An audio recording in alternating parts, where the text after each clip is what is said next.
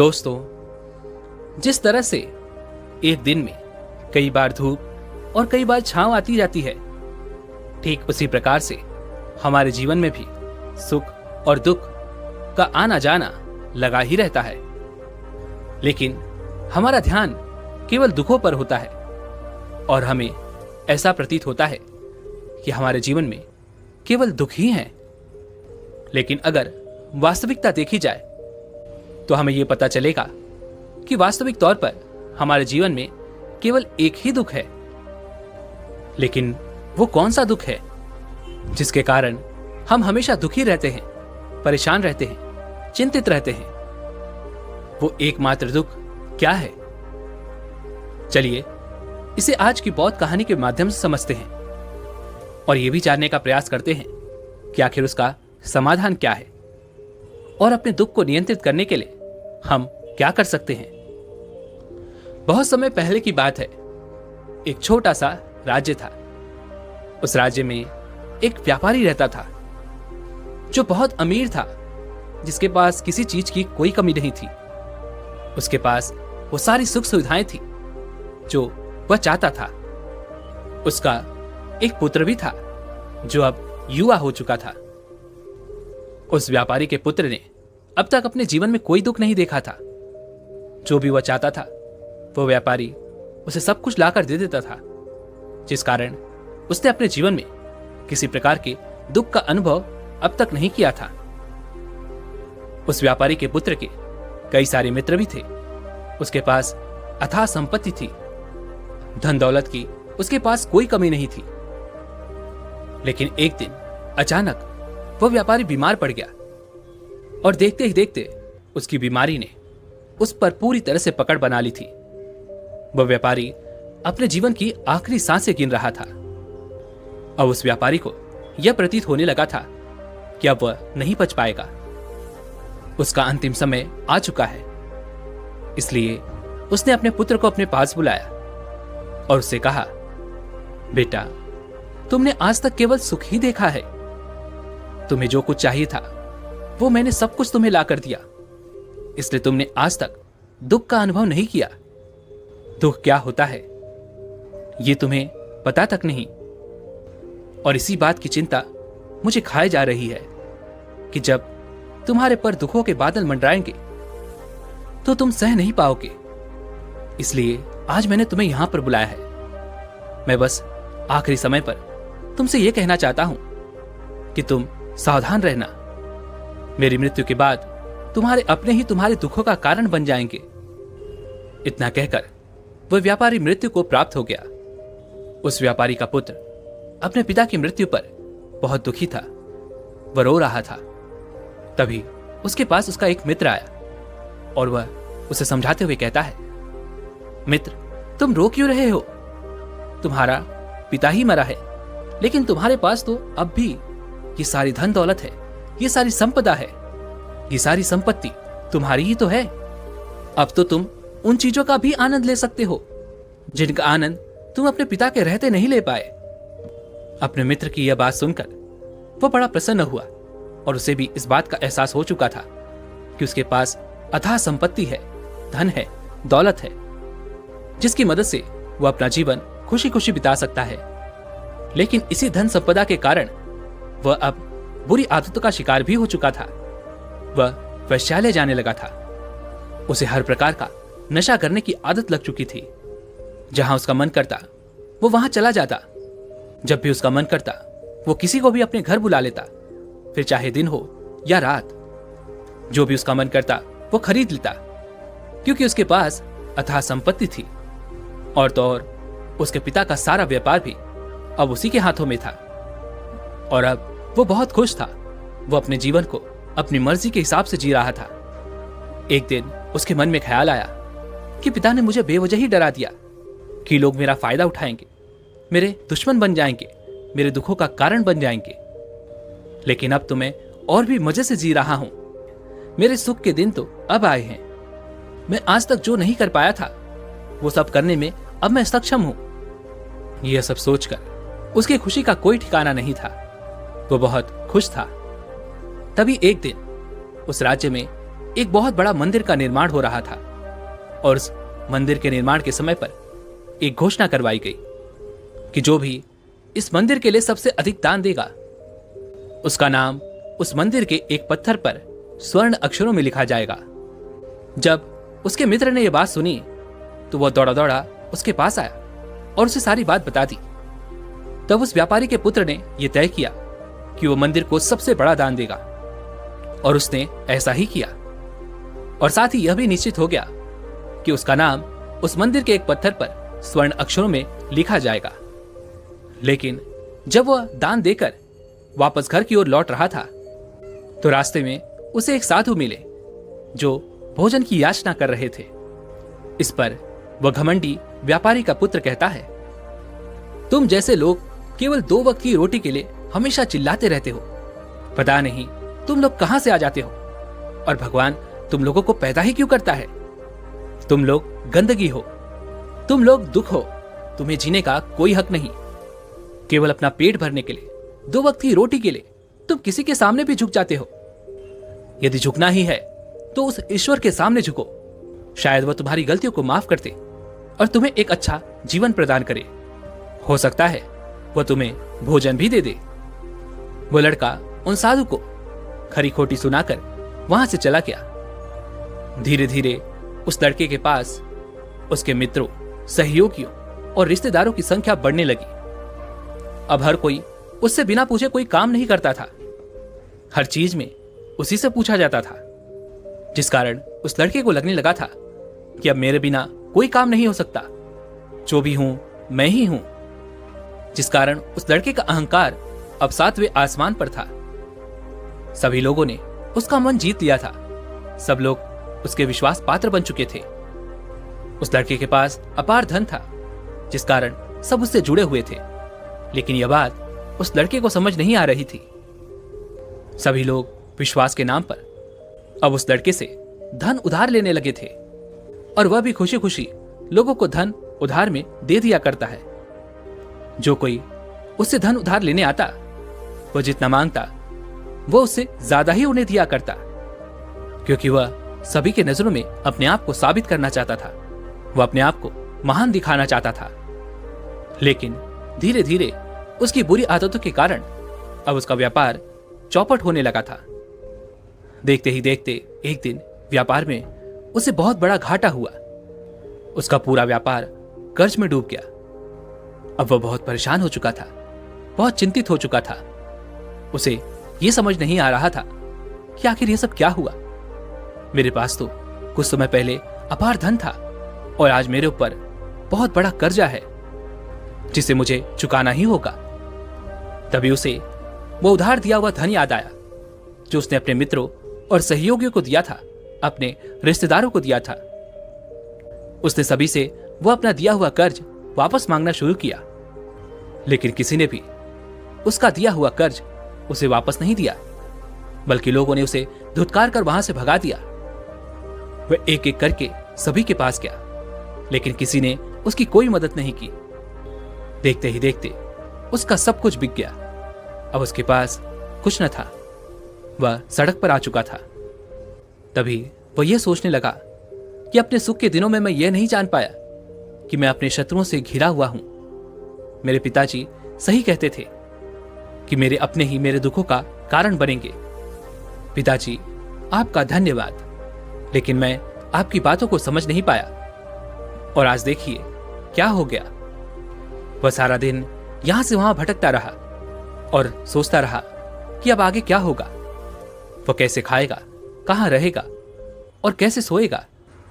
उसे अपने पिता की याद सता रही थी। वह उन्हें याद कर करके रो रहा था।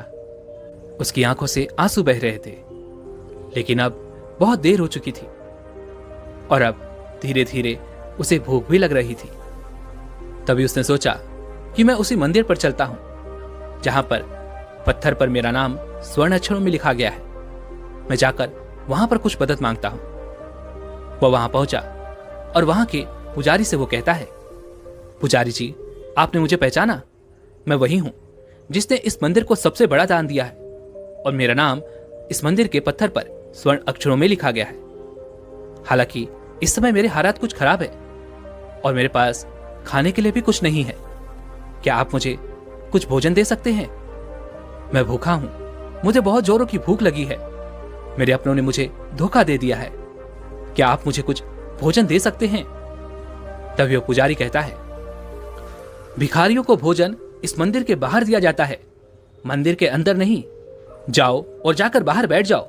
और रही बात तुम्हारे नाम की, तो भिखारियों का नाम मंदिर के पत्थर पर स्वर्ण अक्षरों में नहीं लिखा जाता। पुजारी ने तुरंत ही उस लड़के का नाम मंदिर के उस पत्थर पर से हटवा दिया और फिर एक बार घोषणा करवा दी कि मंदिर को जो सबसे बड़ा दान देगा उसका नाम इस मंदिर के पत्थर पर स्वर्ण अक्षरों में लिखा जाएगा। यह सब देखकर वो लड़का बड़ा हैरान था, बड़ा अचरज में था। वह मन ही मन रो रहा था और सोच रहा था कि यह जीवन कितना दुखदाई है, यह जीवन बहुत छोटा है। अब मैंने जान लिया कि पत्थर पर लिखा हुआ नाम भी मिटाया जा सकता है, और यदि पत्थर पर लिखा हुआ नाम मिटाया जा सकता है तो इस जीवन का क्या मोल? यह जीवन भी कभी भी समाप्त हो सकता है। उस लड़के को जोरों की भूख लगी थी। वो मंदिर के बाहर जाकर एक कोने में बैठ गया। लोग आते रहे और भिखारी को कुछ न कुछ दान देते रहे, लेकिन वह लड़का, उसकी हिम्मत ही नहीं हो रही थी कि वह भीख मांग सके, और ना ही वह उन भिखारियों में बैठना चाहता था। देखते ही देखते दोपहर से रात का समय हो चुका था, लेकिन अब तक उसे कुछ भी ना मिला था। लेकिन उसकी भूख बढ़ती चली जा रही थी और उसे जोरों की भूख लगी थी।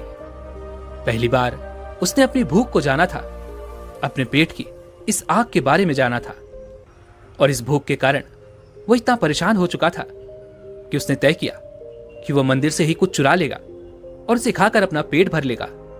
जैसे ही वो वहां से उठता है, तभी वह साधु वहां पर आ जाते हैं, जिसे उस लड़के ने बहुत खरी खोटी सुनाई थी। वह साधु उस लड़के के पास आकर कहते हैं, बेटा, हम पहले भी मिल चुके हैं। वह साधु भिक्षाटन से वापस लौट रहे थे। उन्होंने कुछ भोजन उसे देते हुए कहा, ये लो, खा लो, तुम्हें जोरों की भूख लगी होगी।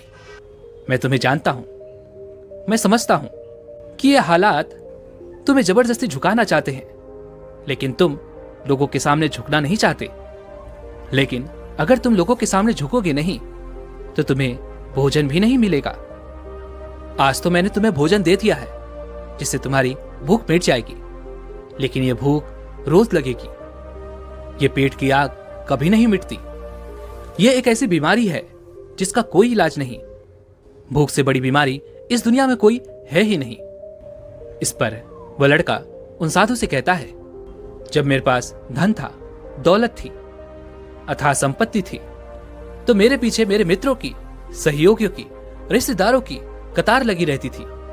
सभी लोग मेरे शुभचिंतक थे, लेकिन मेरे ऊपर दुख आते ही वो सब पलट गए। वो सब अब मेरे शत्रु बन चुके हैं। लेकिन तुम, जिसे मैंने इतनी खरी खोटी सुनाई थी, वही मेरे दुख में मेरा सहयोगी बना है। तुम मेरे इस दुख में मेरे पहले मित्र हो, मेरे पहले रिश्तेदार हो, जिसने मुझ पर दया की है। मैं तो अपने आप को बहुत बड़ा समझता था, लेकिन देखो, इस वक्त की मार ने मुझे कहां से कहां पहुंचा दिया। आज मैं इस बात को अच्छी तरह समझ चुका हूं कि धन से बड़ा कोई मित्र नहीं। इतना कहकर उस लड़के ने भोजन किया और उसने पहली बार भोजन के सुख का आनंद उठाया। उसके हाथ कांप रहे थे।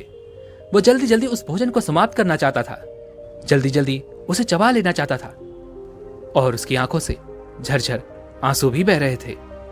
उसे ऐसा प्रतीत हो रहा था मानो आज से पहले ऐसा लजीज भोजन उसने आज तक न किया हो। भोजन करते वक्त जो अनुभव उसे प्राप्त हुआ, ऐसा अनुभव उसे आज तक नहीं मिला था। तभी वह उस साधु से कहता है, यह कैसा सुख है, मैं इस दुख में भी इस भोजन के सुख का अनुभव कर पा रहा हूं। तभी वह साधु कहते हैं, जहां तृप्ति होती है वहां सुख का अनुभव होता है, लेकिन सावधान, तृप्ति बहुत खतरनाक भी होती है। जब यह तृप्ति हमारी आवश्यकताओं, हमारी इच्छाओं से ऊपर उठ जाती है, तब यह दुख के दर्शन भी हमें कराती है। आज जो भोजन तुम कर रहे हो, ऐसा भोजन यदि तुम्हें पहले प्राप्त होता तो तुम इसे छूते तक नहीं, लेकिन आज इसी भोजन को करके तुम्हें तृप्ति मिल रही है। लेकिन जब तुम्हारे पास धन था, दौलत थी, तब तुमने इससे भी अच्छा भोजन किया होगा, लेकिन तब तुम्हें तृप्ति नहीं मिली होगी, वह सुख प्राप्त नहीं हुआ होगा जो तुम आज अनुभव कर रहे हो। लेकिन सावधान, अगर ऐसा ही भोजन तुम्हें रोज मिलता रहे तो तुम और भी अच्छे भोजन की कामना करने लगोगे, और इसी कामना की तृप्ति के लिए तुम्हारे मन में दुख पैदा होगा। और जब तुम अपने मन की इस कामना की तृप्ति कर दोगे तो तुम्हें सुख भी प्राप्त होगा, लेकिन यह सुख आएगा और चला जाएगा। और जब तुम्हारे जीवन में इसी प्रकार के भोजन हमेशा आते रहेंगे और जाते रहेंगे तो तुम किसी और कामना, किसी और इच्छा की ओर आगे बढ़ने लगोगे। तब तुम किसी और इच्छा की पूर्ति करना चाहोगे, तुम किसी और इच्छा की तृप्ति करना चाहोगे, और जब वो इच्छा पूरी नहीं होगी, जब तुम्हें तृप्ति नहीं मिलेगी, तो तुम्हें दुख होगा, तकलीफ होगी, पीड़ा होगी, और यह श्रृंखला ऐसे ही आगे बढ़ती चली जाएगी। तुम हमेशा सुख के पीछे भागोगे, लेकिन दुख तुम्हारे पीछे यूं ही भागता रहेगा। तुम सुख को पकड़ना चाहोगे, दुख तुम्हें पकड़ना चाहेगा। इसी प्रकार यह प्रक्रिया यूं ही निरंतर चलती रहेगी। तभी वह साधु अपने थैले में से एक सोने की थैली निकालकर उस लड़के के हाथ पर रख देता है। तभी वह लड़का उस साधु से कहता है, हे महाराज, आपके पास इतना धन कहां से आया? आप तो एक वैरागी हैं। तभी वह साधु उस लड़के से कहता है, ये धन तुम्हारा ही है। उस दिन जब तुम मुझे खरी खोटी सुनाकर अपने घर की ओर आगे बढ़ रहे थे, तभी तुम्हारी जेब से यह सोने के सिक्कों से भरा हुआ थैला नीचे गिर पड़ा, और मैंने इसे उठाकर अपने पास रख लिया, ये सोचकर कि जब तुम मुझे मिलोगे तब मैं इसे तुम्हें लौटा दूंगा। लेकिन उस दिन के बाद से आज तुम मुझे मिले हो, इसलिए मैं तुम्हें इसे लौटा रहा हूं। ले लो, ये तुम्हारा ही है। इस पर वह लड़का कहता है, हे महाराज, इसी धन के लिए तो मुझे मेरे मित्रों ने, मेरे सहयोगियों ने, यहां तक कि मेरे रिश्तेदारों ने भी मुझे धोखा दिया, लेकिन आप वो पहले शख्स हैं जो मुझे ये धन लौटा रहे हैं। और वहीं पर जो मैंने धन, जो कर्ज मैंने अपने मित्रों, अपने सहयोगी, अपने रिश्तेदारों को दिया था, अपने बुरे समय पर जब मैंने उनसे वो मांगा तो उन सभी ने वो धन देने से मुझे मना कर दिया। कईयों ने तो मुझे खरी खोटी सुनाकर अपने घर से धक्के मारकर निकलवा दिया। लेकिन आप महाराज वो पहले शख्स हैं जिन्होंने मेरे इस बुरे समय पर मेरा साथ दिया है, मेरा धन मुझे वापस लौटाया है। मैं आपकी सहायता के लिए आपका आभारी हूं। मैं इस धन से अपना व्यापार फिर से शुरू करूंगा और इस व्यापार को नई ऊंचाइयों तक ले जाऊंगा। तभी वो साधु उस लड़के से कहते हैं, हमें कोई दुख नहीं देता, बल्कि दुख के कारण तो हम स्वयं ही होते हैं। हम स्वयं ही खुद को धोखा देते हैं। सुख में हम भ्रमित रहते हैं, हमें यह पता नहीं चलता कि हम सही कर रहे हैं या गलत, और इसी प्रकार हम एक माया जाल में फंसते चले जाते हैं, क्योंकि सुख में हम अपनी आंखें बंद करके बस उस सुख का आनंद लेते हैं, और हम किसी चीज की तरफ ध्यान नहीं देना चाहते। हम नहीं जानना चाहते कि जीवन मीठा है तो कड़वा भी है, सच है तो झूठा भी है। सुख में हम केवल अपने अहंकार को बढ़ावा देते हैं। तभी इस पर वह लड़का कहता है, आप ठीक कहते हैं। जब मेरे पास धन दौलत थी, अथाह संपत्ति थी, तब मैं अंधा हो चुका था। मैं किसी चीज पर ध्यान नहीं देता था। मैंने उसे अपने इन दोनों हाथों से लुटाया है, और आज जब वो मेरे पास नहीं है, तब मुझे उसके जाने का एहसास हो रहा है। और अब जबकि मैं इन दुखों से जूझ रहा हूं, तब जाकर मेरी आंखें खुली हैं। तभी मैं ये भी जान पाया कि कौन मेरे साथ है और कौन मेरे खिलाफ। और ये जो ज्ञान दुख द्वारा मुझे प्राप्त हुआ है, ये ज्ञान मैं हमेशा अपने साथ रखूंगा। अपने सुख में भी अब से अपनी आंखें खुली रखूंगा। दोस्तों, मानव शरीर में बहुत ऊर्जा है, बहुत शक्ति है, पर हम उन्हें बेकार की चीजों में यूं ही व्यर्थ कर देते हैं, बेकार के कामों में लगा देते हैं, जिससे हमारा पूरा जीवन यूं ही व्यर्थ हो जाता है। हम में से अधिकांश लोग हमेशा अपने आप को कोसते होंगे, उस ऊपर वाले को